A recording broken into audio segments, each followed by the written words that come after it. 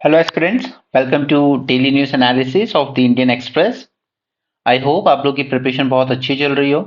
Okay, अभी till 20th December, okay, I am busy in some personal issues of my life, so I am not able to focus on your prelims aspects as well as on that mains storming.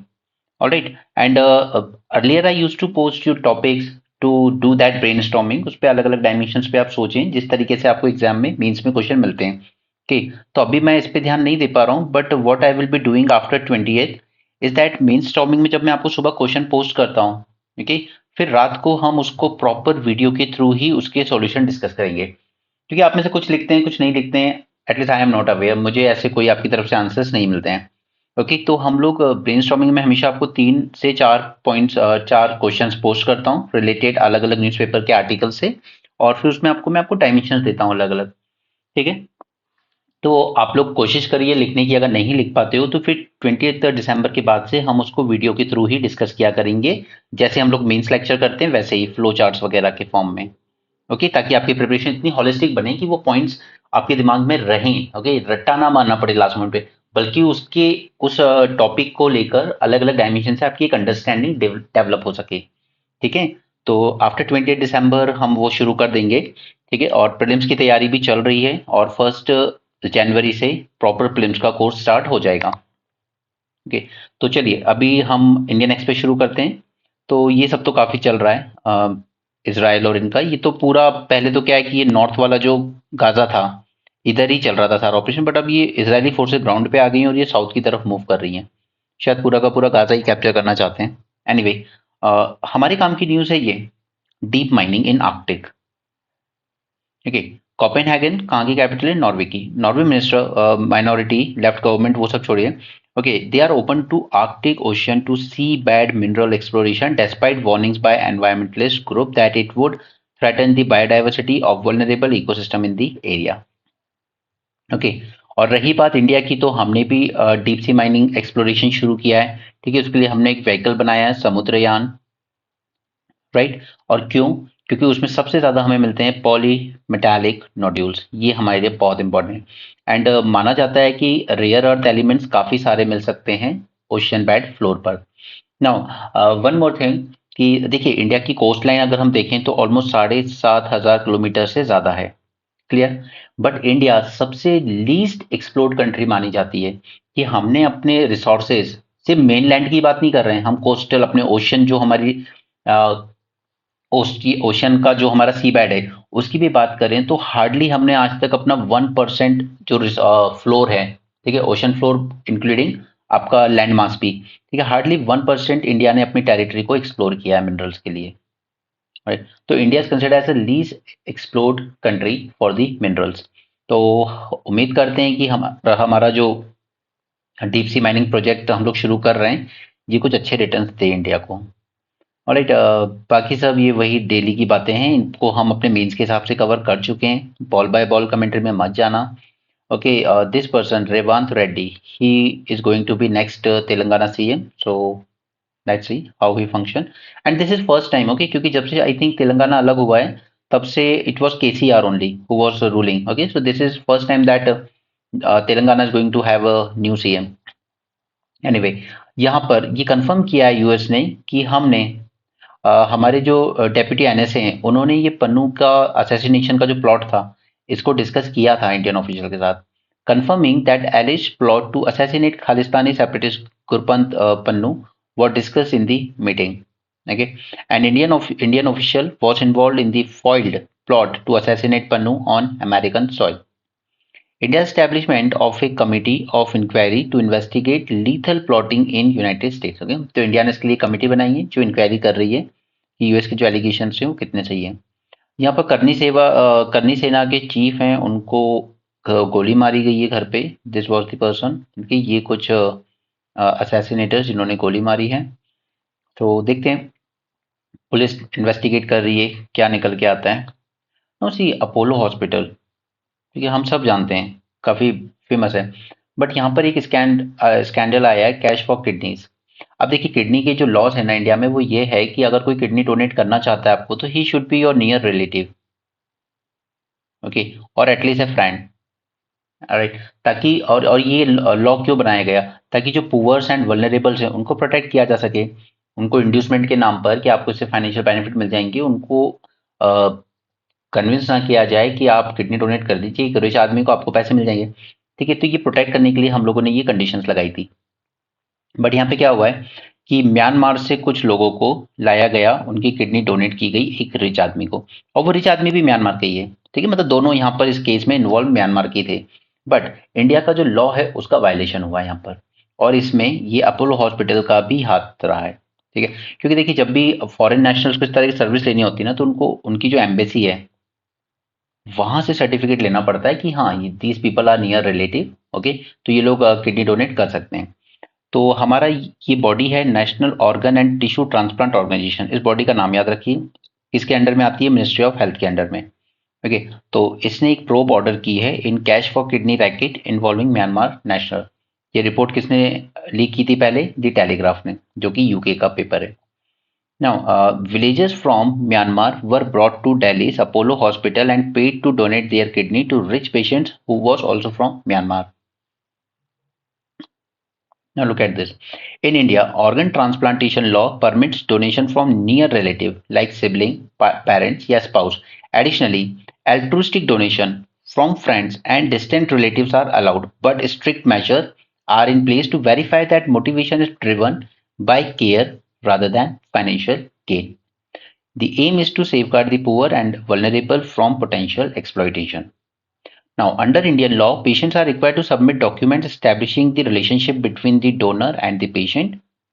In case of foreign national, जैसा कि यहाँ पर involve है Myanmar का, the relevant embassy must issue a Form 21 certifying that the relationship between donor and recipient. The document must be authenticated by the embassy, after which no objection certificate is issued. फिर एक government appointed transplant authorisation committee review करेगी इस document को and conduct interviews with the recipient and donor to confirm their relationship. Right, तो ये Indian law का जो यहाँ पे वायलेशन हुआ है ना, उस लॉ के कुछ फीचर्स याद रख लीजिए, कहीं कभी गलती से प्रीलिम्स में आ जाए तो। ठीक है,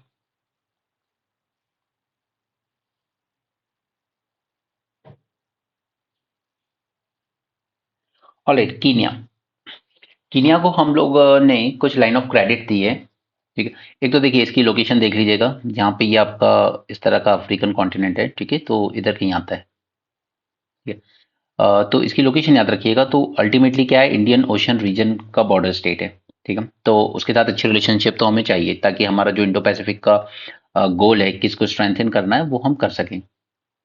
okay, and second thing is कि हम लोग कई छोटी छोटी कंट्रीज को लाइन ऑफ क्रेडिट देते रहते हैं, एलओसी। ठीक है, इट इज नथिंग बट कई बार ग्रांट के फॉर्म में दी जाती है, बट मेजोरिटी ऑफ टाइम पर ये लेस इंटरेस्ट पर दी जाती है। ठीक है, कम इंटरेस्ट पर। तो इंडिया ने कीनिया को $250 मिलियन लाइन ऑफ क्रेडिट दी है for modernisation of agriculture sector. Okay, strengthen bilateral ties in field of defence, trade, energy, digital public infrastructure, वही हमारा India stack. Okay, Aadhaar, UPI and so on, and health care. Cooperation in range of areas like sports, education and digital solution, maritime engagement in Indian Ocean region। और इधर ही एक country और आती है, Tanzania. ठीक है, जहाँ पर हमारे IIT I think Madras, okay, उसने अपनी एक ब्रांच खोली है। ठीक है, सब सॉफ्ट डिप्लोमेसी का ही पार्ट है, चाहे हम लोग एलओसी दे दें, ठीक है, एग्रीकल्चर के लिए, या सोलर एनर्जी में कुछ कॉपरेशन करने के लिए कोई ग्रांट दे दें, या इस तरह एजुकेशन में कुछ करें, हेल्थ सेक्टर में कुछ करें, ये सब हमारी सॉफ्ट डिप्लोमेसी का ही पार्ट है। यहाँ पर सऊदी वीज़ा खैर इतनी काम की न्यूज़ नहीं है, बट फिर भी ठीक है। हज, सऊदी अरेबिया, ठीक है, काफ़ी सारे लोग जाते हैं इंडिया से। तो इन लोगों ने कुछ रिस्ट्रिक्शन दी है, that is visa issuance with in 48 hours. आपको 48 आवर्स में वीज़ा मिल जाएगा अगर आपको हज पे जाना है। एंड 96 आवर्स स्टॉप ओवर, यानी आप वीज़ा लेके अगर गए हो तो 96 आवर्स तक आप वहाँ रुक सकते हो। ओके, इसके अलावा Indian citizen can now perform Umrah on business, tourism as well as Umrah visas. ठीक है, Umrah visa is valid for 90 days and allows the holders to reside and visit any Saudi Arabian city। क्योंकि Saudi Arabia क्या है कि एक चीज को बहुत प्रमोट करता है, वो है अपने यहाँ की रिलीजन या रिलीजियस प्लेसेस का यूज करना फॉर टूरिज्म। ठीक है, फॉर बूस्टिंग टूरिज्म, क्योंकि वर्ल्ड ओवर से जो मुस्लिम लोग हैं वो बहुत आते हैं यहाँ पर, और इससे इसकी अच्छी खासी इनकम होती है। वैसे भी रिच कंट्री है, बट अगेन तो इंडिया भी अपने जो हमारे जो रिलीजियस प्लेसेस हैं, जैसे कुंभ मेला है, ओके, उसके बाद Badrinath and all the Kedarnath. तो हमें भी वहां पर अपना इंफ्रास्ट्रक्चर इंप्रूव करना चाहिए ताकि ज्यादा से ज्यादा रिलीजियस टूरिस्ट को हम अट्रैक्ट कर सकें वर्ल्ड ओवर से। Right, and one thing is that Indian जो हिंदुइज्म है जिसे हम सनातन धर्म बोलते हैं, उसकी एक ब्यूटी ये है कि वो सिर्फ ऐसा नहीं है कि वर्ल्ड ओवर सिर्फ हिंदू ही अट्रैक्ट कर सकता है, नहीं। हम लोग योगा को प्रमोट करते हैं, हम लोग मेडिटेशन प्रमोट करते हैं, हमारे यहाँ जो आश्रम्स हैं उनमें आपको योग, मेडिटेशन, ओके, इन सब पे एम्फेसाइज किया जाता है, फिलोसफिकल टीचिंग्स की बात की जाती है। तो ये सब ऐसी है जो वर्ल्ड ओवर से लोगों को अट्रैक्ट करती है, चाहे वो यूएसए हो, रशिया हो, चाइना हो, कहीं भी हो। राइट, तो कहीं ना कहीं हमें जरूरत है, पहली बात कि हमें रिलीजियस प्लेसेस पे अपना फिजिकल इंफ्रास्ट्रक्चर सुधारने की बहुत जरूरत है। ये नहीं कि वहां गए तो एकदम सब कुछ कंजेस्टेड है, डर्टी पड़ा हुआ है, होटल्स हैं तो एकदम लूट मची हुई है, उस तरह की चीजें नहीं होनी चाहिए। सऊदी अरेबिया ने इस कंटेक्स्ट में बहुत अच्छा काम किया है। उसके यहाँ पर जब टूरिस्ट आते हैं, रिलीजियस टूरिस्ट, वो उसके यहाँ पे बहुत बेहतरीन इंफ्रास्ट्रक्चर है उसका, वो चीज इंडिया नहीं कर पाया। No, this news is extremely important. 22 nations pledged to triple nuclear installed capacity by 2050, but India is not part of it. Now देखो, अब मैं आपको एक बात बताऊं, one thing I can assure you कि आपको इस बार क्वेश्चन एक चीज पे जरूर देखने को मिलेगा, क्योंकि देखिए काफी कुछ हुआ है। हमने ग्लोबल बायोफ्यूल अलायंस बन गया, ठीक है, इंटरनेशनल सोलर अलायंस पहले से ही था, राइट। इसके अलावा अभी उस दिन tripling of the renewable energies हुआ है, ठीक है, उसको ट्रिपल करने का एग्रीमेंट 138 कंट्रीज, इंडिया उसका भी पार्ट नहीं है। और दूसरा, अब ये हुआ है आपका this nuclear agreement, okay. Now, अब ये जो न्यूक्लियर एग्रीमेंट हुआ है वर्ल्ड ओवर का 22 कंट्रीज में,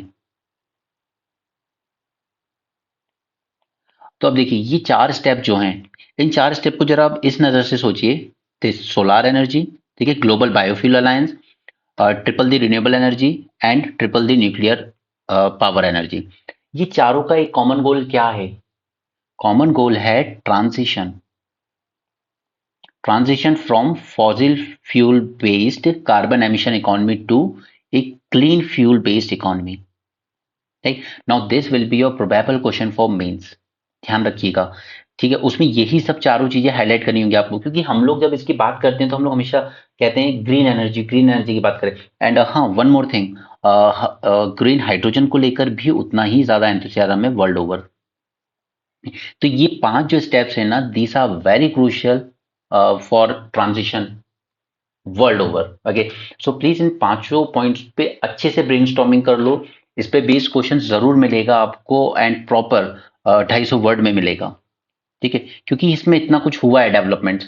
इन सारी चीजों को कनेक्ट करना सीखना, ऐसा नहीं कि बाद में रट्टा मार रहे हो, ठीक है। ग्लोबल बायोफ्यूल अलायंस G20 के टाइम पर हुआ था, हमने देख लिया था, led by USA, Brazil and India, ठीक है। इंटरनेशनल सोलर अलायंस ये पेरिस क्लाइमेट के टाइम पर हुआ था on the sidelines of 2015 summit, ठीक है, लेड बाय इंडिया, इसका हेडक्वार्टर भी हमारे ही गुरुग्राम में है, राइट, ठीक है। ग्लोबल बायोफ्यूल अलायंस हो गया, ठीक है, और भी कंट्रीज ज्वाइन करेंगी but led by these three countries majorly, okay. Now triple of renewable energy, तो मैंने आपको बताया था कि हमारे वर्ल्ड ओवर अभी करीब करीब 3,500 gigawatt global energy green energy generate होती है, ठीक है, सोलार और उससे, ठीक है। हमें इसको गोल क्या रखा गया है कि हमें इसको ट्रिपल करना है, ट्रिपल करके कहाँ ले जाएंगे हम? 11,000 गीगावाट तक, राइट। इंडिया इसका मेंबर नहीं बना, क्यों? क्योंकि इंडिया का स्टैंड इसमें भी और न्यूक्लियर वाले एग्रीमेंट में इंडिया का स्टैंड बहुत क्लियर था कि कॉप के बाहर कोई भी एग्रीमेंट होगा हम उसको साइन नहीं करेंगे। आपको कोई भी एग्रीमेंट करना है, within this COP framework sign कीजिए, राइट। अब कॉप में प्रॉब्लम ये है कि यहां पर जो भी डिसीजन लिए जाएंगे ना, it should be taken by consensus, यानी कि अगर एक मेंबर भी उसके अगेंस्ट होता है तो वो एग्रीमेंट साइन नहीं हो सकता। इसीलिए अब वहां पर 138 कंट्रीज ने साइन किया, यहां पर 22 कंट्रीज ने साइन किया, तो वैसी बात है काफी सारी कंट्रीज अगेंस्ट में है, राइट। तो इसीलिए कॉप में एग्रीमेंट साइन कर पाना इतना आसान नहीं होता है, एक मेंबर भी ऑब्स्ट्रक्शन क्रिएट कर सकता है। इसलिए कॉप के फ्रेमवर्क के बाहर जाकर कुछ कंट्रीज ने ट्रिपल रिन्यूएबल एनर्जी साइन किया है और 22 कंट्रीज ने किया है न्यूक्लियर एग्रीमेंट। न्यूक्लियर एग्रीमेंट का भी गोल वही है, that we will triple the installation और जनरेशन ऑफ न्यूक्लियर पावर, क्योंकि न्यूक्लियर पावर भी अल्टीमेटली क्या है? वो भी तो क्लीन फ्यूल ही है ना। एंड अगर आप डॉक्टर कलाम को कोट करना चाहें ना, तो he was very strong proponent of this nuclear energy. उनका मानना था कि देखिए रिन्यूएबल एनर्जी की आप बात कर रहे हैं तो solar wind they are not available throughout the year 24/7, but nuclear fuel it is available, okay, और आप ये मान सकते हैं कि न्यूक्लियर जो ये पूरी टेक्नोलॉजी है, इसका इसका वर्ल्ड ने कहाँ पर देखा सबसे पहले? बॉम्ब में, हिरोशिमा नागासाकी पे। लेकिन जब बात की गई कि इसको हम सिविलियन यूज के लिए यानी इलेक्ट्रिसिटी जनरेशन के लिए यूज करें, तो वो पोटेंशियल कहीं ना कहीं वर्ल्ड आज तक फुलफिल नहीं कर पाया। न्यूक्लियर का पोटेंशियल बहुत था बट हम कर नहीं पाए पूरे वर्ल्ड ओवर, ठीक है। तो अब ये जो न्यूक्लियर फ्यूल साइन हुआ है, तो उम्मीद की जाती है कि वर्ल्ड ओवर इसमें काफी इंप्रूवमेंट देखने को मिलेगा। और न्यूक्लियर का कंट्रीब्यूशन हमारे इंडिया में हार्डली 2.6% है अभी टोटल इलेक्ट्रिसिटी जनरेशन में। ओके, चलिए जल्दी से देखते हैं। 22 countries committed to triple global nuclear installed capacity by 2050। अगर 2050 है, 2030 करके यूपीएससी दे देता है कई बार स्टेटमेंट, ध्यान रखिएगा। Not 2030 but 2050। India is not part of the nuclear clean energy commitment, tripling renewable energy pledge, not joining alliances outside COP process. ये हमारा स्टैंड है कि हम कॉप के अंदर में कीजिए जो करना है उसके फ्रेमवर्क में, कॉप के बाहर करना है तो हमें पार्ट नहीं लेना। This was led by US, इसके अलावा France, UK, Japan, Canada, south Korea, Ukraine. बस याद ये रखना है इंडिया पार्ट नहीं है, दूसरा चाइना भी पार्ट नहीं है। Okay. They aim at tripling nuclear energy capacity from 2020 to 2050. Nuclear energy is a clean but non-renewable. अब ये बात भी ध्यान रखिए, क्लीन तो है बट क्या रिन्यूएबल है? नहीं है। विंड सोलार की तरह रिन्यूएबल तो नहीं है ना कि रोज मिलेगा आपको। वो यूरेनियम माइनिंग होगी, फ्यूल होगा, उस पर डिपेंड करता है, राइट। तो it is non renewable. Clean है बट नॉन रिन्यूएबल है। Remember this, okay. As of now world over 370 gigawatt operational है, ठीक है। That is just 10% of world total electricity, जो कि बहुत कम है। IAEA, ठीक है, ये सारा रेगुलेशन करती है। इन पे शॉर्ट नोट्स यार मैं किसी और दिन करा दूंगा, आज due to shortage of time मैं आपको एक्स्ट्रा नोट्स नहीं दे पा रहा हूँ इनके। ये सब बॉडीज जो है ना, ये न्यूज़पेपर के साथ ही करनी चाहिए। अगर आप खुद से कर सकते हैं कर लीजिए, अदरवाइज मैं किसी और दिन करा दूंगा। अभी थोड़ा सा बिजी चल रहा हूँ मैं अपनी पर्सनल लाइफ में। ओके, नाउ हालांकि अगर अब देखिए 370 है, इसको हम ट्रिपल कर भी देंगे तो भी हार्डली ये कहाँ पहुंचेगा, जस्ट 1000 के आसपास, ठीक है। लेकिन इससे कहीं ज्यादा करना पड़ेगा। Nuclear power plants do not emit green house gases, that we all know. Okay, we need swift sustain and significant investment in nuclear energy. India must also be planning a rapid expansion of its nuclear energy sector to achieve the net zero goal of 2070. 2070 तक हमें net zero बनना है, right. अभी का देखते हैं, तो अभी हमारे यहाँ hardly 7 gigawatt of install capacity है न्यूक्लियर की, ओके। जो कि ग्रो होके, क्योंकि अभी कई सारे प्लांट्स बन रहे हैं, न्यूक्लियर प्लांट सेटअप हो रहे हैं, तो ये ग्रो होके 22 गीगावाट हो जाएगी बाय 2032, राइट। ये इंडिया का करंट स्टेटस है, ठीक है। अब ये 7 गीगावाट को आप चाहे तो ऐसे भी लिख सकते हो 7000 मेगावाट, ठीक है। एग्जैक्टली इतना है 6780, रफली 7000 megawatt. Okay, so we need to grow at least 100 times, हमें 100 टाइम्स ग्रो करना पड़ेगा अगर हमें नेट जीरो बनना है 70 तक। We are constructing 8 new reactors now. What we अब देखिए, कुछ लोगों का ये मानना है कि देखिए इंडिया को इस अलायंस को ज्वाइन करना था, क्योंकि अल्टीमेटली न्यूक्लियर के लिए हमें क्या चाहिए? Technology, okay, and uranium fuel, ठीक है। और याद कीजिए अब अपना 3 स्टेप न्यूक्लियर प्लान जो हम होमी भाभा सेटअप करके गए थे, ठीक है। उसमें फाइनल स्टेज पर कौन सा फ्यूल यूज करना है हमें? थोरियम। और ये कहाँ मिलता है? हमारे यहाँ की सैंड में बहुत ज्यादा मिलता है, ठीक है। हमें थर्ड स्टेज पहुंचना है, अभी तक हम लोग सेकंड स्टेज पर ही चल रहे हैं। और and don't forget that small modular reactor, small छोटे छोटे न्यूक्लियर रिएक्टर्स हैं 30 मेगावाट तक के, ठीक है। ये बनाने हैं हमें। ये छोटे छोटे इतने छोटे प्लांट हैं कि एक शहर सिटी की मेट्रो अगर चल रही है तो वो अपना खुद का प्लांट सेटअप कर सकती है और अपना मेट्रो रन कर सकती है, क्योंकि इलेक्ट्रिसिटी डिमांड तो बढ़नी है ना। जैसे जैसे हम मेट्रो ज्यादा सेटअप करेंगे, हाई स्पीड रेल की तरफ जाएंगे, राइट। सो ये एसएमआर वाला लेक्चर मैं ऑलरेडी 450 सीरीज में करा चुका हूं, आपने अगर वहां से देखा होगा तो ठीक है। ओके, नेक्स्ट, हमें इसको ज्वाइन क्यों करना था? Because we need to collaborate on nuclear supply chain, building new reactors and supporting others. We hope to emerge as a major supplier of nuclear component as well, ठीक है। तो इस alliance को ज्वाइन करने में ज्यादा फायदे होते हैं। नाउ अब first of its kind nuclear energy summit would be held in Brussels in March next year to discuss the role of nuclear energy and reducing the use of fossil fuel and enhancing energy security and boosting economic development. चलिए, India's carbon dioxide emission register biggest rise for second year, ठीक है। तो India अब carbon dioxide emission में बहुत ज्यादा आगे बढ़ रहा है, क्योंकि जैसे जैसे इंडस्ट्रियलाइजेशन तेज हो रहा है। For second successive year India is likely to register largest growth in carbon dioxide emission among major economies. Carbon dioxide is the most important but only one of the 6 green house gases. अब मैं आपसे जानना चाहूंगा 6 green house gases के नाम comment section में। Okay. 8.2% rise in India's annual carbon dioxide emission for 23 would be more than double the expected increase in China, that is just 4%। अच्छा, अब चाइना, हमारे एमिशन, कार्बन एमिशन बढ़ रहे हैं almost 8.2%, ठीक है, एनुअली। चाइना के बढ़े हैं जस्ट 4%। तो क्या ये कह सकते हैं कि हमने ज्यादा एमिशन किए, चाइना ने कम? नहीं, ठीक है। ये परसेंटेज टर्म में, क्वांटिटी की टर्म में देखेंगे ना, तो चाइना के एमिशन अभी भी बहुत ज्यादा हाई है। चाहे इसके परसेंटेज वाइज डिक्रीज होना भी शुरू हो जाए तो भी क्वांटिटी वाइज ये इंडिया के एमिशन से कहीं आगे ही रहेगा। चाइना's carbon dioxide emission account for 31% of global carbon dioxide emission and that is about almost 4 times that of India। Okay, तो अगर उसका 1-2% कम भी होता रहेगा ना हर साल, तो भी वो इंडिया से ज्यादा ही रहेंगे उसके कार्बन एमिशन। ओके, और इंडिया में ये सब क्यों बढ़ रहे हैं? Because there is high growth in demand for power now. हम लोग हर सिटी में लगभग मेट्रो चलाना चाहते हैं, तो इलेक्ट्रिसिटी तो चाहिए ना उसके लिए। India's carbon dioxide emissions are now above those of European Union since 22। This point is important for your prelims। इस तरह के पॉइंट्स यूपीएससी आपसे पूछता है आजकल।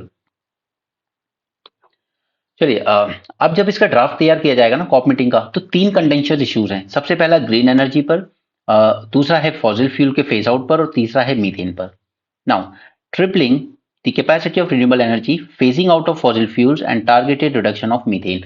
प्लीज ये तीनों पॉइंट याद रखिए, 1 2 3, ठीक है। ये सबसे कंटेंशियस इश्यूज हैं, ऑब्वियसली जिन पे कोई सॉल्यूशन निकल के नहीं आएगा इस बार, लेकिन इन 3 पे डिबेट चलती रहेगी सालों साल, ठीक है। फॉसिल फ्यूल फेज आउट करना इतना आसान नहीं है, ठीक है। वर्ल्ड के 80% एमिशन वहीं से आ रहे हैं अभी भी। Okay, reduction of methane, methane reduction करने के लिए सबसे ज्यादा हमें करने की, फोकस करने की जरूरत पड़ती है एग्रीकल्चर एलाइड सेक्टर पर, लाइव स्टॉक्स पर। ओके, बट इंडिया पहले ही कह चुका है कि ये हमारी रेड लाइन है, इस पे हम कोई डिस्कशन, कोई डिबेट नहीं चाहेंगे। ओके, डिकार्बोनाइजेशन ऑफ एग्रीकल्चर पे हम कोई डिबेट नहीं चाहते। ट्रिपलिंग ऑफ रिन्यूएबल एनर्जी पे हम ज्वाइन करने को तैयार हैं, बट आपको इस पे जो भी बनाना है alliance, it should be within the COP framework, COP के बाहर नहीं, ठीक है। तो these are the contentious issues. Fossil fuel, fossil fuel account for 80% of all global emission. Okay, पहली बार फेज डाउन वर्ड मेंशन किया गया, मैं पिछले 3 दिन से लगातार बता रहा हूं, phase down word, phase out नहीं। फेज आउट यूज करने वाले थे ग्लासगो में, फिर इंडिया ने इंसिस्ट किया कि नहीं, फेज आउट नहीं, फेज डाउन यूज कीजिए, एंड सिर्फ कोल की बात मत कीजिए, सिर्फ कोल की बात मत कीजिए, सभी फॉसिल फ्यूल की बात कीजिए, ठीक है, ताकि यूरोपियन यूनियन की कंट्रीज जो नेचुरल गैस को एम्फेसाइज करती हैं, वो भी फॉसिल की ही डेफिनेशन में आएगा, ठीक है। सिर्फ कोल को फेस डाउन करने की बात मत कीजिए, सभी को, ठीक है। This was first time mention at Glasgow conference in 21। अच्छा, ग्लासगो आता किस कंट्री में, जरा बताओगे मुझे, अगर पता है तो? नहीं पता तो चेक कर लेना। ओके, नाउ रिन्यूएबल एनर्जी का करंट एस्टिमेट देखें तो 3400 गीगावाट है, और टारगेट क्या है 11,000 गीगावाट बाय 2030। मैं इतना बार बार इसलिए रिपीट करता हूँ रोजाना, ताकि आपको चीजें याद हो जाए, रट्टा नहीं मारनी पड़ेगी बाद में। ओके, सो अगर इरिटेट होते हो कि नहीं बार बार क्यों सेम पॉइंट एम्फेसाइज कर रहे हो, तो यार इसलिए कर रहा हूँ ताकि चीजें आपके दिमाग में अपने आप नेचुरली फ्लो होने लगे। Okay, now it will help avoid nearly 1 billion ton of carbon dioxide equivalent emission every year, ठीक है, एवरी ईयर एम्फेसाइज, ठीक है। 1 बिलियन टन कार्बन एमिशन रोके जा सकते हैं हर साल, अगर हम इसको ट्रिपल कर लें तो। Now, decisions at the COP meeting are taken by consensus. This is the issue. And even one country can block the agreement. Reduction of methane emission is much more contentious issue with countries like India especially.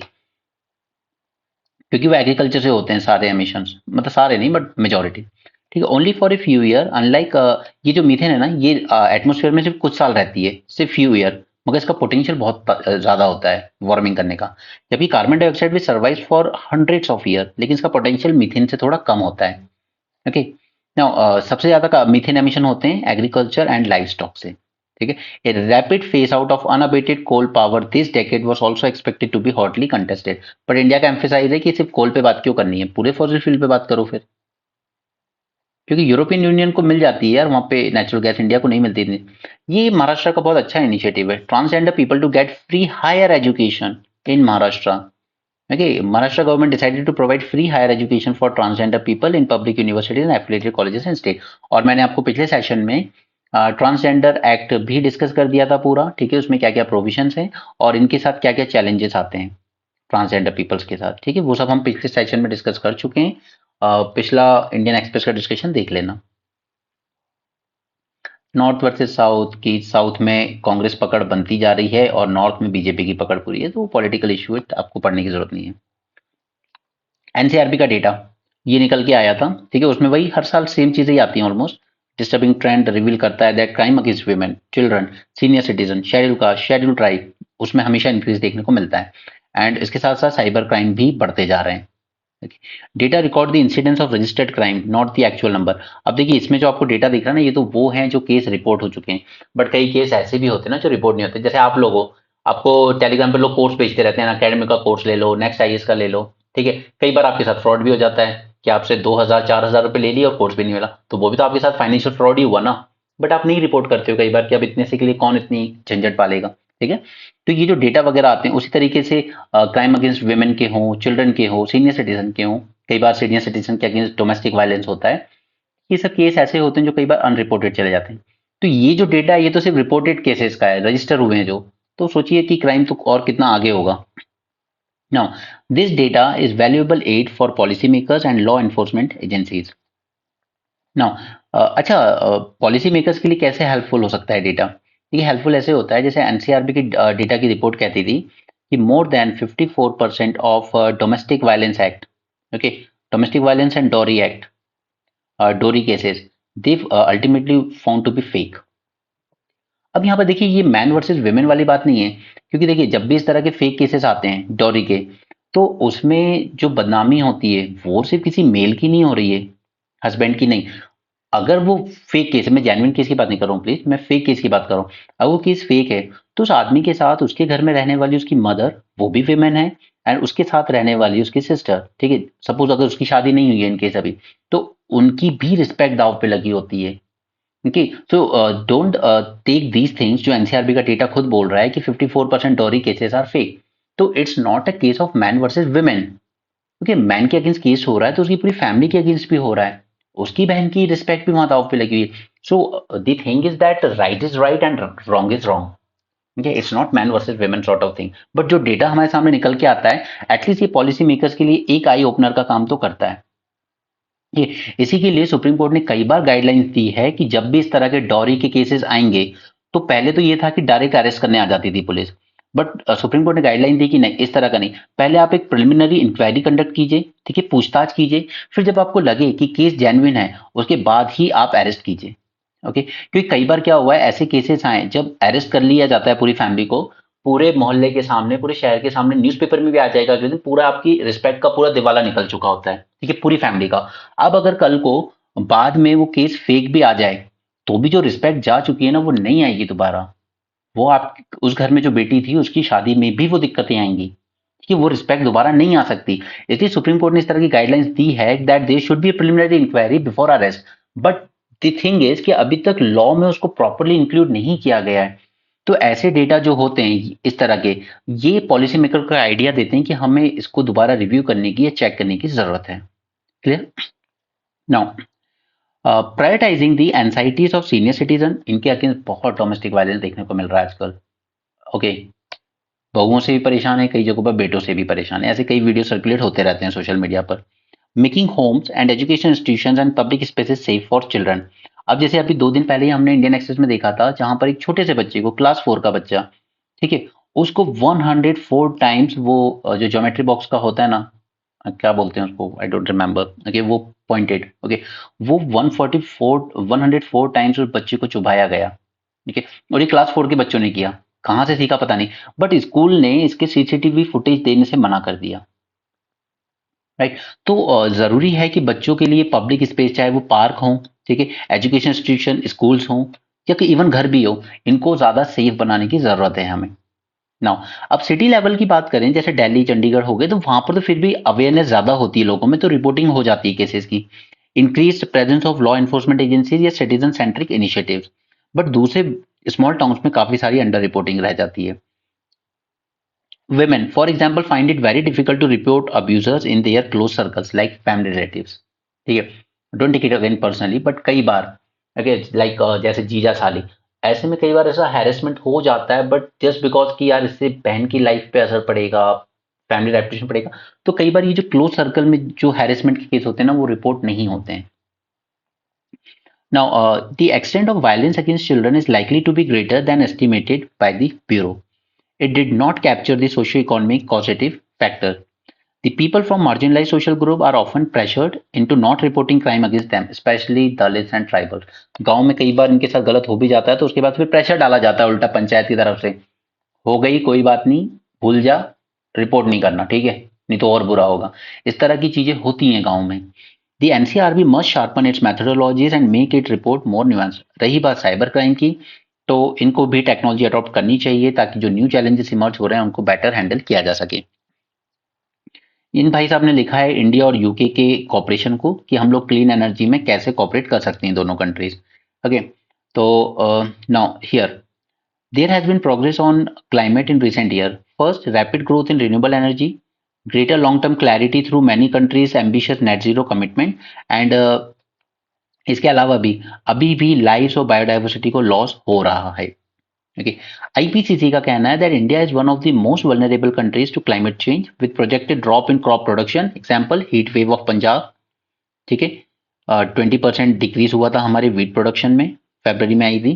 Okay, water scarcity तो वो बहुत ज्यादा है हमारे यहाँ, ठीक है, हम जानते हैं कि हमारी more than half of the district, almost 400 से ज्यादा डिस्ट्रिक्ट, 400 से ज्यादा डिस्ट्रिक्ट हमारी वाटर स्ट्रेस है, ठीक है। Again quote the example of Punjab की ग्राउंड वाटर डिप्लीशन वहां बहुत ज्यादा हो चुका है due to paddy cultivation.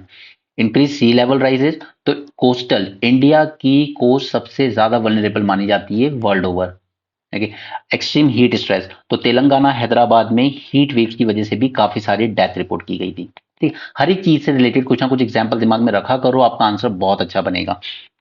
Now ये बता रहे हैं 3 एरिया जहां पर इंडिया यूके कॉपरेट कर सकते हैं। First, to limit the global temperature rise by investing in renewables, domestic production of solar technologies and ramping up production of green hydrogen. Now, India used its G20 presidency to agree to a green development pact, making new commitment on tackling deforestation, और फिर इसका उन्होंने mission life को coat किया है जो prime minister ने initiate किया था। Now, second is reduce emissions from transport through a collaboration on sustainable ability. Okay, और लंदन ने, यूके में लंदन ने टारगेट रखा है कि हम 100% इलेक्ट्रिक व्हीकल पे चलेंगे, ठीक है। और अब याद कीजिए मैंने आपको समझाया था कि इंडिया यूके के एफटीए में कंटिजेंस इशू क्या है कि इंग्लैंड चाहता है, या कह लीजिए ब्रिटेन, यूके चाहता है कि इंडिया इलेक्ट्रिक व्हीकल पे लगने वाली जो ड्यूटी है, ठीक है, जो इंडिया इंपोर्ट करता है यूके से, इन पे ड्यूटी को कम करे या जीरो करे। ओके, एग्जाम्पल भी कोट कीजिएगा, Tata group investment in giga factory in UK to build electric car batteries. Okay, ये इसलिए बोल रहा हूँ क्योंकि देखिए जब भी हम ये क्लाइमेट वगैरह की बात करते हैं ना, हमें 3 लेवल पर देखना पड़ता है इनका। एक तो पहला तो कि हमारे यहाँ गवर्नमेंट क्या इनिशिएटिव ले रही है, ठीक है। दूसरा, हमारा खुद का प्राइवेट सेक्टर क्या इनिशिएटिव ले रहा है, और थर्ड, इंटरनेशनल लेवल पर प्राइवेट सेक्टर क्या कर रहा है, ठीक है, अदर कंट्रीज के साथ पार्टनरशिप करके। तो इसमें आपको इस तरह के एग्जाम्पल्स कोट करने पड़ते हैं कि हाँ, Tata group giga factory setup की है इन्होंने यूके में टू बिल्ड इलेक्ट्रिक कार्स। चलिए, सेकंड कोलैबोरेशन कहाँ हो सकता है, more developed economies need to support countries including India to build solutions and respond to future climate change impact. That is finance is the biggest issue, technology and finance दो issue है। तो वहां पर England के जो prime minister हैं उन्होंने announce किया है 16,000 crore, that is 1.6 billion pounds, great Britain pounds. Okay, climate pledge पे उन्होंने प्लेज किए हैं क्लाइमेट के लिए COP28 में। ओके, उन्होंने कहा है कि ये ट्रिपल कर देगा हमारी फंडिंग को। Third area, reversing the loss of biodiversity loss बहुत तेजी से हो रहा है। तो इसमें आप एग्जांपल देख सकते हैं, एस फॉर एस टेक्नोलॉजीज का, इंडिया की कंपनी है, इसने क्या किया, फार्मर से जो एग्रीकल्चर प्रोड्यूस निकलता था वेस्ट, ठीक है, उसको लेकर इसने कुछ यूज किया है। Next is protecting and restoring nature while building resilience to the impact of climate disasters. Now artificial intelligence, ठीक है, अब इसमें इन्होंने यही कंपेयर किया है कि एक आया था न्यूक्लियर, ठीक है, जिसका पूरा पोटेंशियल यूज कर नहीं पाई है दुनिया, और दूसरा आया है आर्टिफिशियल इंटेलिजेंस। नाउ जैसे न्यूक्लियर पे IAEA, ठीक है, ये एक बॉडी है मैनेज करने के लिए, इसी तरीके से हमें आर्टिफिशियल इंटेलिजेंस के लिए भी एक इंटरनेशनल बॉडी बनानी चाहिए इसके रेगुलेशन के लिए। क्योंकि देखिए न्यूक्लियर ने तो फिर भी लाइफ को इतना ज्यादा डिस्टर्ब नहीं किया है, लेकिन आर्टिफिशियल इंटेलिजेंस आपकी लाइफ को हर तरीके से डिस्टर्ब करेगा, सोशली, पॉलिटिकली, इकोनॉमिकली, हर तरीके से। और तो ये इसको कंपैरिजन कर रहे हैं दोनों तरफ से। The current discussions on the geopolitics of artificial intelligence. AI revolution threatens even bigger catastrophe, that is machines taking over from humanity and enslaving them. While nuclear technology never lived up to its economic promise of delivering electricity too cheap to meter, AI promises to transform the economy, society, polity in fundamental ways. These challenges include managing the impact of new technology on geopolitical rivalry among the great powers, erecting a firewall between use and abuse, and creating international norms and institutions to govern its use. Okay, तो अब देखिए US China में सबसे ज्यादा rivalry चल रही है artificial intelligence को लेके, ठीक है। और न्यूक्लियर की जब हम लोग बात करते हैं तो हमारे दिमाग में क्या आता है, यूएसएसआर एंड यूएसए, इन लोगों में राइवलरी चल रही थी, एक आर्म्स रेस शुरू हो गई थी, ठीक है, डेडली वेपन बनाने की। और आज यही राइवलरी शिफ्ट हो गई है आर्टिफिशियल इंटेलिजेंस के डोमेन में बिटवीन यूएस एंड चाइना। और यूएसए ने क्या है कहा है अपनी यहाँ की कंपनीज को कि हम लोग जो एडवांस चिप हैं, ठीक है, वो अलाउ नहीं करेंगे चाइना के साथ टेक्नोलॉजी शेयर करने के लिए, ठीक है। उसने अपनी एमएनसीज को भी वो कर दिया है कि आप लोग इन्वेस्ट नहीं करेंगे चाइना में इन एडवांस टेक्नोलॉजी।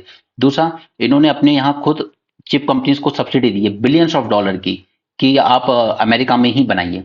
अब चाइना क्या कर रहा है, चाइना ने बहुत ल्यूक्रेटिव पैकेज अनाउंस करा है रिसर्चर्स के लिए। आइए आपको जो भी रिसर्च करनी है ना चाइना में कीजिए, पैसे भी देंगे और सारी जो फैसिलिटीज चाहिए वो भी देंगे, ठीक है। तो चाइना का ये मानना है कि अगर हम कंपनीज को जो चिप बना रही है उनको अट्रैक्ट नहीं कर सकते तो उनके जो टैलेंट है उनको तो अट्रैक्ट कर सकते हैं ना। ये चीज इंडिया को भी करनी चाहिए, लेकिन हम लोग आजकल थोड़ा कहीं और ही बिजी चल रहे हैं। इस वक्त हमारे यहाँ पॉलिटिक्स सबसे ऊपर है, बाकी सब चीजें बाद में। एनीवे,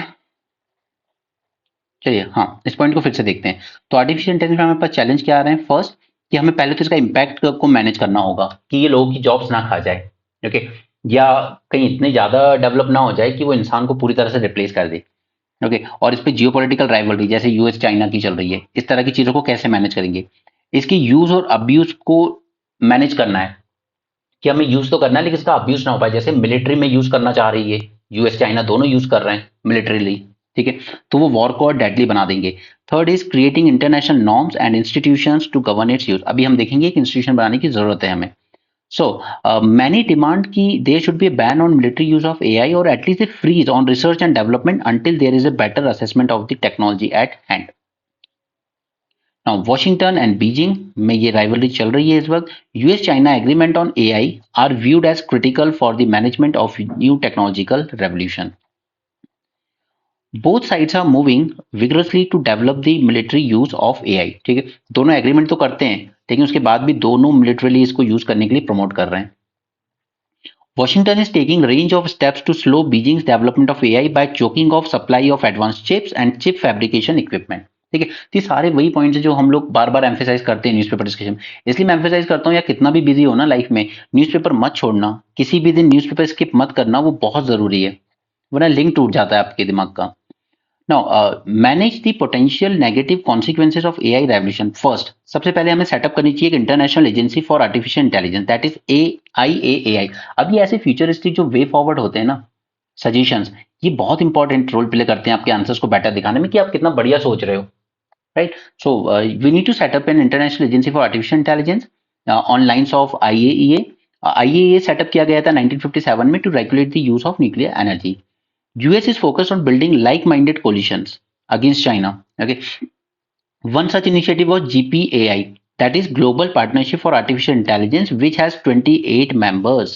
Okay, इसको याद रखिएगा, इसको मैं आपको एक बार डिटेल में करवा दूंगा नेक्स्ट सेशन में, आज थोड़ा टाइम कम है। Okay, to enhance the military deterrence against Russia and China. India host the GPAI summit next week. Okay, तो चलिए ये न्यूज में दोबारा आएगा तो हम इसको तब भी कर लेंगे अच्छे से, ठीक है। इंडिया की समिट होस्ट करने वाला है global partnership on artificial intelligence, so that will be a good thing. Next is for one. अब पहले तो एक तो हमारा जो आइडियलिज्म था ना पहले की न्यूक्लियर पावर के अगेंस्ट हम लोग कहते थे कि नहीं डिसआर्मामेंट करिए, वर्ल्ड में डिसआर्मामेंट कीजिए, लेकिन अल्टीमेटली हम लोग बहुत लेट हो गए रियलाइज करने में कि नहीं यार न्यूक्लियर वेपन जरूरत है। न्यूक्लियर वेपन यूज कोई करे ना करे लेकिन it act as a deterrence की सामने वाली कंट्री आप पे हमला नहीं करेगी। यूक्रेन के पास अगर न्यूक्लियर वेपन होता रशिया नहीं हमला करता, इम्पॉसिबल है। ओके, और अब यहाँ पे कुछ पॉइंट्स आपको आएंगे जो पुराने डिप्लोमेट्स ने लिखे हैं कि यूएसए ने पहले इंडिया को कहा था कि हम आपको न्यूक्लियर वेपन डेवलप करने में मदद करेंगे क्योंकि आप एक डेमोक्रेटिक कंट्री हैं, उसके अलावा हम नहीं चाहते कि कम्युनिस्ट चाइना आपसे आगे निकले। लेकिन उस टाइम हमारा ये जो आइडियलिज्म था कि नहीं नहीं हम ये ऐसे वेपन को सपोर्ट नहीं करते, these are weapon of mass destruction, तो इस वजह से भी इंडिया को नुकसान हुआ है। तो ये जो आइडियलिज्म था ना, इसको छोड़ने की जरूरत है पहले तो इंडिया को। Now, second is the importance of building a current momentum in the partnership with the US on AI and other critical emerging technologies.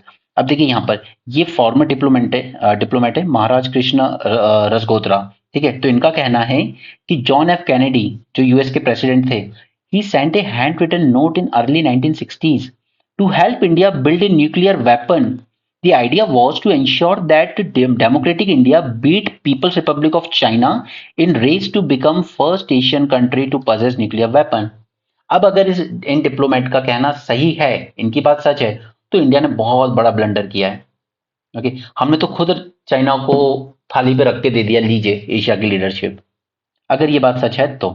Anyway anyway, फिर हुआ क्या है, नेगोशिएट किए गए historic civilian nuclear deal US के साथ इन 2005 during Manmohan Singh government. 2008 में sign हुई, ठीक है। बट उसके बाद भी उस डील पे ज्यादा डेवलपमेंट नहीं, आगे नहीं बढ़ा इंडिया। क्यों? क्योंकि इंडिया को हमेशा से फियर रहा कि it will offend the Beijing and ideological worries about getting too close to Washington prevented Delhi, ठीक है। तो एक तो रशिया वाला एंगल भी था कि हम उसको ये परसेप्शन नहीं देना चाहते थे कि हम यूएसए के ज्यादा क्लोज जा रहे हैं। ओके, और यूएसए के ज्यादा क्लोज जाना यानी चाइना जो बिल्कुल बॉर्डर टच होती है हमारी, तो यहां पर एंटागोनिज्म हम नहीं चाहते थे दोनों का, ठीक है। तो जो यूपीए गवर्नमेंट थी वो थोड़ी ज्यादा केयरफुल थी इस चीजों में, तो हमने भले ही न्यूक्लियर डील साइन करी यूएसए के साथ, बट हमने उस पर कोई ज्यादा मूवमेंट की नहीं फास्ट फॉरवर्ड। बट अब ये है कि जो प्रेजेंट गवर्नमेंट है ये परवाह नहीं करती इस चीज की। Third, Delhi traditional temptation to find a third way, ठीक है। इंडिया हमेशा ये रहता है कि हमें एक्सेप्शन दे देना जब भी हो, जैसे हमने S-400 खरीदा रशिया से, ठीक है।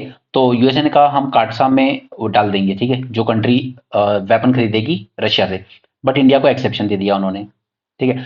फिर एनएसजी ग्रुप है, भले इंडिया उसका मेंबर ना बनाओ, लेकिन बाकी 3 ग्रुप जो थे, वासेनार एंड 2 और, ठीक है, Australian group and so on, तो उनमें इंडिया को मेंबरशिप यूएसए ने दिलवाई एज अ एक्सेप्शन, ठीक है। एनएसजी की मेंबरशिप के लिए भी यूएसए एग्री है एज ए एक्सेप्शन। तो इंडिया को हमेशा ये रहा है कि हम लोग देखिए पीस लविंग कंट्री, लेकिन हमारे ऊपर चाइना बैठा है, तो अब हमें एक्सेप्शन देते रह दीजिए। तो एक तो पहले ये टेम्पटेशन छोड़ने की जरूरत है। अगर यूएसए के साथ कॉपरेट करना है तो फिर अच्छे से करो, खुल के करो। Delhi's traditional temptation to find a third way in technological development and proclaim India's exceptionalism.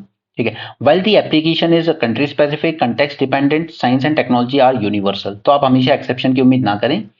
Building strong domestic capabilities in AI is critical to making best out of international cooperation. That in turn call for a larger role of private sector. Nuclear space sector की जब बात करें तो ज्यादातर India में specially it was led by government, but it is the private sector that is leading AI research and development and innovation in the West. Okay, MNREGA में 10 lakh fake cards इस बार भी कैंसिल किए गए, तो ये होता रहता है, this is an ongoing process, हर साल होता है वो, ठीक है। यहाँ पर कैप्टन गीतिका कॉल, ठीक है, फ्रॉम स्नो लेपर्ड ब्रिगेड, ये पहली विमेन मेडिकल ऑफिसर बनी है जो सियाचिन पर पोस्ट हुई है, दिस लेडी। नाउ सी, अभी हमने कोस्ट लाइन की बात की थी, 1/3 of India coast line is vulnerable to erosion. 33% of India's coastline is vulnerable to erosion and 27% is under accretion that is growing and almost 40% is stable state, ठीक है। तो ये डेटा याद रखिएगा। Combined effect of natural and human activities receding the coastline will cause loss of habitat and livelihood for fishermen. यहाँ पे IISER Bhopal ने एक बहुत अच्छा काम किया, इन्होंने जीनोम सीक्वेंसिंग की है जामुन की। जामुन आप जानते ही होंगे। It shows the health benefit of jamun as an excellent source of antioxidant, iron and vitamin C, तो खाया कीजिए। It is the first ever genome sequencing of jamun tree, जिसका साइंटिफिक नेम है सिलिगियम क्यूमिनी। आप जैसे प्रोनाउंस करना चाहें आप कर सकते हैं, ठीक है। Syzygium cumini, it is known as jamun, is a मैटिक, I don't know how to pronounce this, please sorry, plant family tropical tree. Tropical tree है, पहले तो ये याद रखिएगा, क्योंकि यूपीएससी 2023 में भी ऐसे क्वेश्चन पूछे थे। इनमें से कौन सा ट्रॉपिकल ट्री है, 3 ऑप्शन दे दिए थे उसने, 3 ट्रीज के नाम। ओके, कोई सा डेसिडुअस था, कोई सा ट्रॉपिकल था, तो प्लीज जामुन के आगे लिख लीजिएगा it is a tropical tree. इस तरह के क्वेश्चन दोबारा भी आ सकते हैं, और ऐसे ही आते हैं, बिटवीन द लाइन से ही पूछे जाते हैं, ठीक है। एंटी डायबिटिक प्रॉपर्टीज होती हैं इसमें, anti diabetic, antioxidant, anti inflammatory, बस, ठीक है। ट्रॉपिकल डिजीज है जामुन, याद रखिएगा, उसका साइंटिफिक नेम भी याद रख लीजिए।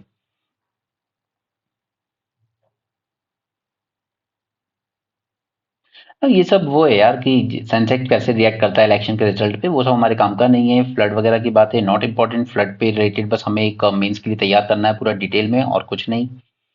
ओके, नेक्स्ट इज, ये सब हम काफी टाइम से सुनते आ रहे हैं कि इंडिया की जो इकोनॉमी है it will be third largest by 2030, so nothing new. अभी हम लोग हैं fifth largest. Okay, USA, China, Germany and Japan उनके बाद। ठीक है, ये लिखा है यूएसए, चाइना, जर्मनी, जापान उसके बाद। Okay, now change of terms in of use to reflect Indian law violation.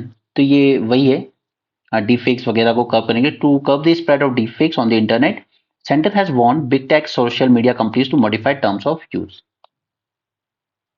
E gaming lobby जैसे ड्रीम 11, गेम्स 24/7, इन्होंने फिलहाल के लिए कुछ कोड ऑफ एथिक्स बनाए हैं फॉर सेल्फ रेगुलेशन। ठीक है, ताकि गवर्नमेंट अभी जो टैक्स इम्पोज किया है 28%, उसी से पूरी गेमिंग इंडस्ट्री परेशान हो गई है। So they have signed a code of ethics as the industry attempts to govern itself amid a turbulent time after having faced harsh action on taxation side. अब ये सिंगल चार्जिंग नॉर्म्स लाना चाहते थे ताकि हर एक कंपनी को अलग अलग चार्जिंग स्टेशन लगाना पड़े। तो फिलहाल गवर्नमेंट ने कहा है, government is not planning to mandate standardise charging ports for electric scooter. Each maker has to set up the separate charging infrastructure across the country. In India, the maker of electric vehicle are free to use any charging standard or develop standard of their own. Okay, fertiliser की sale में rise देखने को मिला है, despite की monsoon कमजोर रहा है तो काफी हद तक एकरेज में कमी आई है। Okay, rest are just news sports, so that's not important. Okay, so that's it for this session. Then I already told you that from 28th December, okay, I will continue with the prelim series. ठीक है, और उसके अलावा जो main storming हम लोग करते थे उसको भी हम लोग वापस से कंटिन्यू करेंगे। ठीक है, और वो वीडियो के थ्रू मैं आपको अपने पॉइंट्स दूंगा ताकि आप बेटर समझ सकें चीज़ों को। So that's it for this session. Do give your valuable comment and do like the session and please share as much as you can. Thanks for joining. Have a great day and keep learning.